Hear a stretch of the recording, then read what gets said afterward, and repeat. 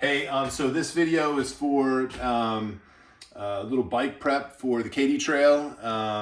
We're gonna hopefully get Shenda and Kristen to join us. And Shenda was asking about like what sort of bike should I be looking for if I'm gonna do this? 240 miles, crushed limestone, pretty flat. What's the best sort of bike for this? And we're gonna use Ellen's bike. She's got a Trek FX3 as an example.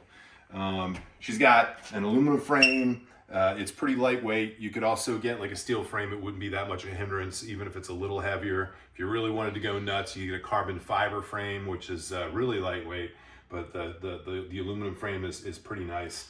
It's really good to have rigid forks.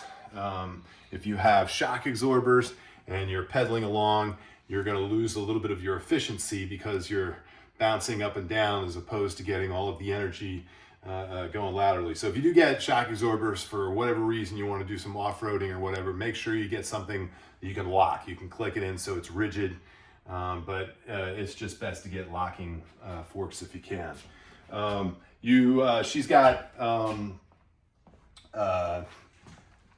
basically her bike is kind of nice in the fact that it doesn't really have a front derailleur. It's called a one-by. So she's got one sprocket in the front and it doesn't shift. All of her shifting is in the back. She's got 11 gears in the back here. And again, no derailleur on the front. And that's just kind of nice because it's one less thing to have to maintain. It's a little less weight. On the trails that we're doing, you don't need a ton of power. And there's not a ton of hill climbs. There's not a ton of areas where you're going to go super, super fast. So because it's so kind of even and smooth, you know, this is more than enough gears. You don't need a lot of extra gears to get you going. Then another thing that we've done with Ellen's bike that I really think has helped her is we've got shorter cranks on this thing. Usually these days bikes come with like 170 millimeter or 172 millimeter cranks. But this crank here, both of her cranks are 155 millimeters, so they're significantly shorter. And we've noticed that since we put these on her bike, she really hasn't experienced any knee pain. When we did a trip on the C&O. It was like 184 miles a couple of years ago. It was before she had this bike, and the bike that she did have had longer cranks. And by midday on the second day, her knees were hurting, and it was really hurting her like the last day. And again, I've read a little bit about these shorter cranks, how they're better for your hips and your knees. And really, since we put these on, she hasn't had any problems. I have them on so many of my bikes. I got a bunch of recumbent bikes, obviously, and I've got the shorter cranks on mine. We just love them. But on top of the cranks here, we've got these really.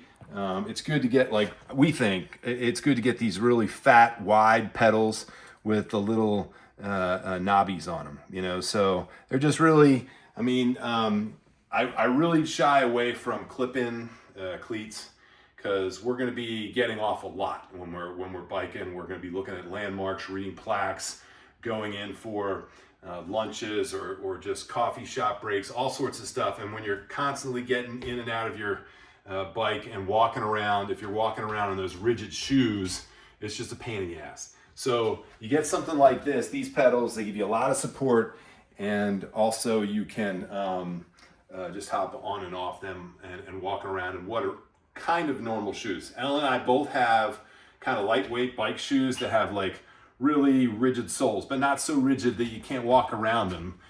So I still, you know, we can still kind of walk normally. They do flex, but they give you a lot of support. They're still lightweight. That's going a little nuts. You could probably just get away with some hiking shoes, just something with a supported sole. And when I was in Europe, I just used my running shoes. So they probably weren't as efficient, but I used basic running shoes. So yeah, you don't have to get the fancy shoes, don't but have to, it's don't not. have to They're get kind of that. nice. Yeah. So then Ellen also has like a nice fender. You added that, right? Yeah, we You added put that for Europe. So and that's really handy. Like, I don't have enough fenders on my bikes, and when it does rain a little bit, man, it's nice to have fenders. It's not perfect, but it keeps a lot of the crap off of your back. Sometimes you'll see it on the trail bikes. You know, they'll put a fender on the front.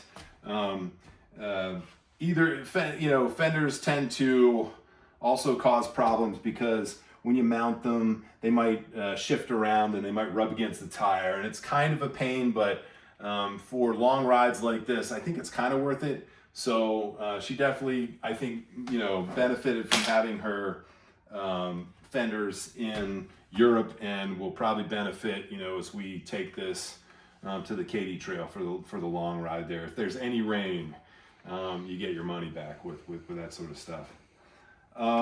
She's also got like this rack, and these are really nice. We're going to be using a sort of a courier that's going to be moving our bags from place to place along the trail. So we're not going to have a ton of panniers on our bike, but it is really nice still to have like a rack in the back. And most of the racks you get these days, or a lot of the racks, have some sort of like mounting system. You can just get like a normal rack, and then you tend to like Velcro your, you got to Velcro your bag into the rack.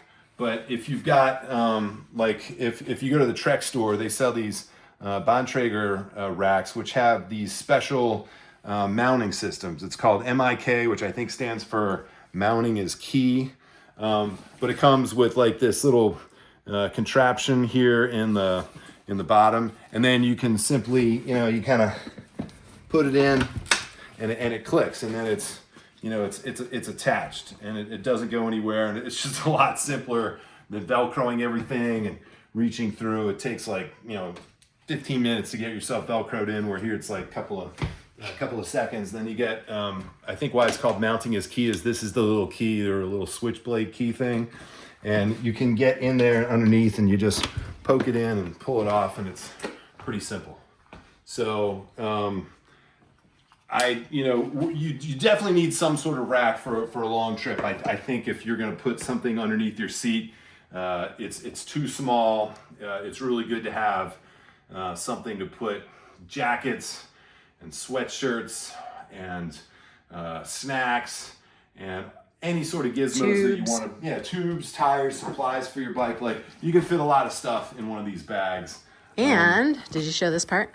And a lot of these will have these bags that will flip down. So if you need even more space, if it's space, rainy and you need your raincoat to bring or whatever, you can put more stuff in there. Or if the weather changes.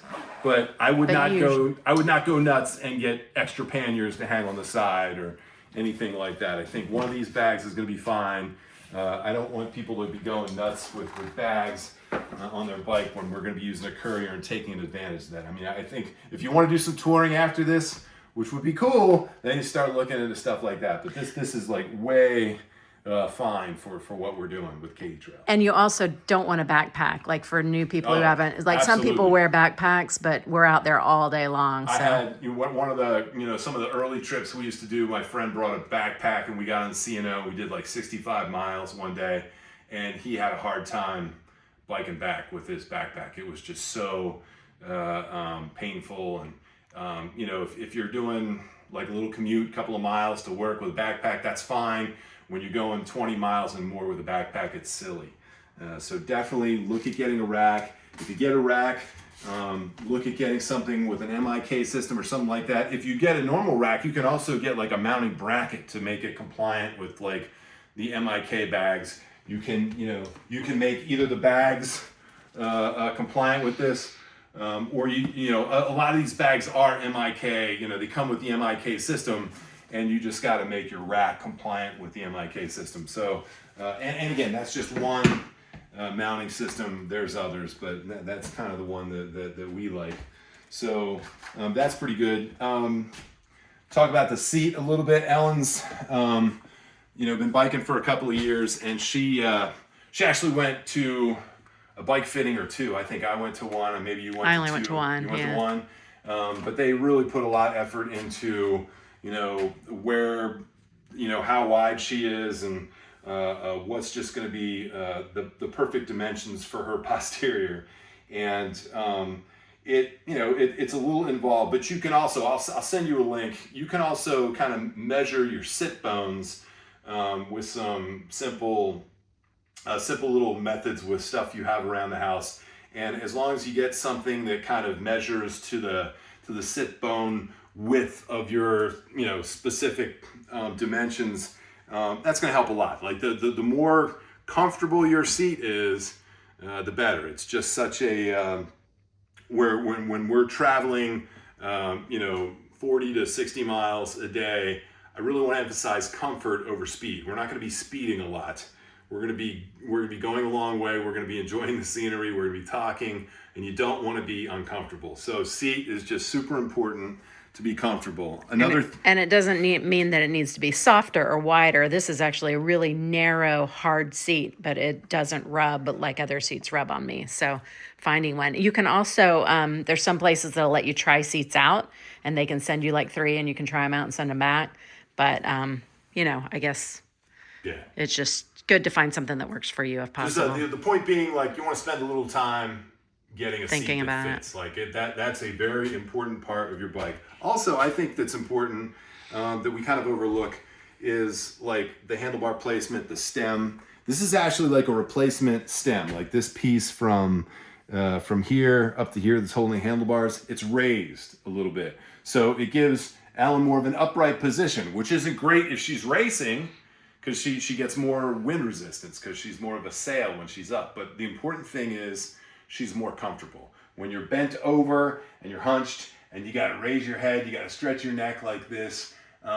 Again, for 50, 60, 70 miles, you're just going to feel pain after a long day on the road. The more upright you are, the better your seat is, the less your hips and knees are traveling, the more comfortable you're going to be.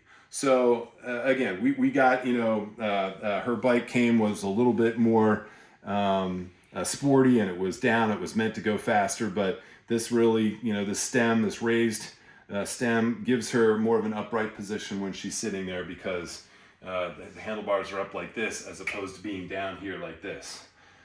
So again, just comfort options. The seat, the handlebars, really, really good to look at. Another thing you want to think about.